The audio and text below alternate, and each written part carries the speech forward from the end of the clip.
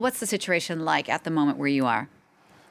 Well, we can just say we have been driving through Bucha and Irpin and Gostomel, which is the northwestern. This is a humanitarian corridor live going to take some refugees. We have been waiting for half an hour for this convoy to get in. We see a lot of activities there at the checkpoint, so probably some thousands of people are going to take refuge in central Kyiv and take the opportunity to have these yellow buses. These buses are meant to send the refugees out of this residential area of Irpin, Gostomel, and Bucha, where we are standing. While we just arrived, I don't know if you can see huge smokes around here in the town of Bucha.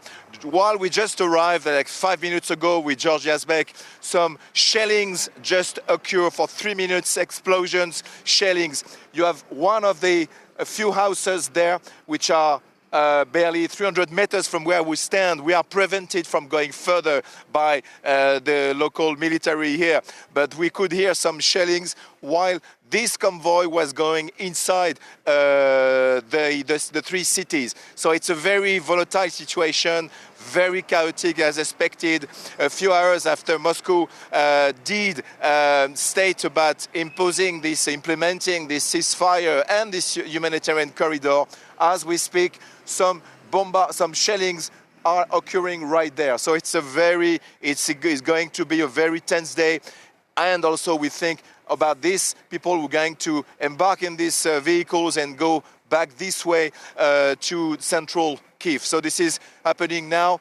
Again, for the Thursday here in this northwest front of Kyiv, a mixture of hope for these people to get out, but also artillery shelling and bombings, explosions occurring in the same time. And these explosions are not made by the Ukrainian forces. We are talking about the Russian forces who are standing on this position 2 kilometers away from where we stand now. Long ago to someone from the UN Human Rights Agency who's saying the numbers now are at 2.2 million people who have left Ukraine. Are you seeing that in the cities when you do get into places like Kyiv or Irpin? Do they feel like ghost towns now, or are people still staying to fight?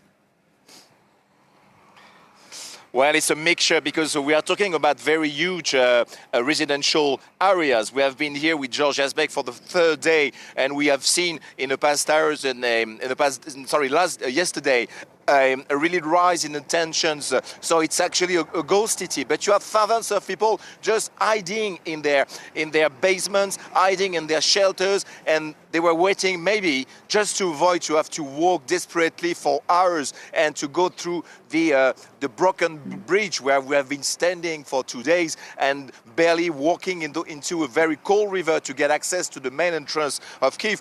This is a new opportunity for thousands of them to be accompanied by vehicles outside of Kyiv. Really, the problem is that we are talking here about a convoy which is about at least 100 vehicles, big buses, yellow, like we can see. The problem is we still have some fighting going on, so it's extremely difficult decision, we guess, for these thousands of residents who are taking this opportunity to leave this area, but in the same time are exposing themselves to the artillery from Moscow.